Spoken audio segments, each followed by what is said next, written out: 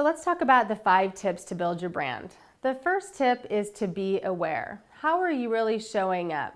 Are you aware of the verbal and the nonverbal communication that you may be putting out to the world and how your brand is being perceived?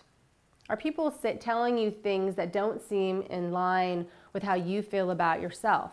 Perhaps you're projecting a brand that isn't really in touch with your true authentic self. So we're going to talk about that a little bit more and do an exercise on being aware. That's the first step and probably the most important, because when you're aware, then that allows you to reflect and really do create the brand that you want.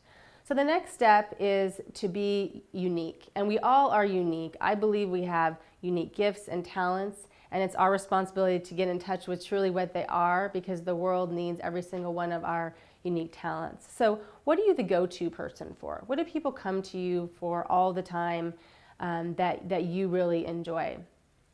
The third tip is about being confident. Now this sounds so much easier than it really is, because everyone says, oh, just be confident. And I talk a lot about confidence because really confidence is about truly knowing, I think, who you are and having a strong conviction about whatever it is that you believe in. And if you really do believe in what you're doing in a true, genuine way, then you're confident and no one can sway you. So again, it's about getting really, truly in touch with who you are and what you're about to project that confidence, which attracts other people to want to know what you know when you're confident about something. Being teachable is so important. I think about the lesson in Stephen Covey's 7 Habits book about sharpening the saw. And it's the story of, the guy's trying to saw down a tree with a dull blade, and someone walks up to him and says, why don't you take a couple minutes and sharpen your saw? You'll get to actually cut the tree down faster.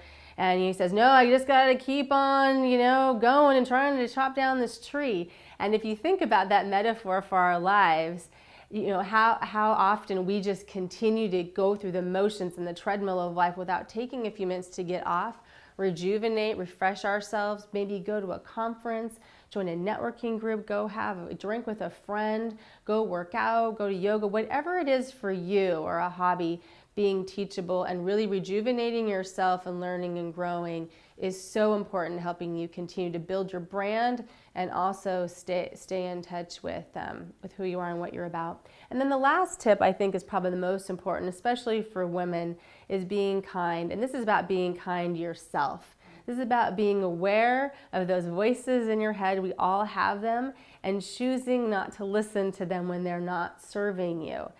Most of the time, we're our own worst critic, and it's really important to practice self-care for ourselves and to be kind to ourselves, because when we start down the path of building a brand, you get really excited about the opportunity, and then perhaps some old comments and thoughts come up in your mind that might prevent you from thinking you can be that brand, and you need to be really aware to combat those and strategy. We're going to talk about some strategies to minimize those voices so that you can move on and be the brand that you want to be.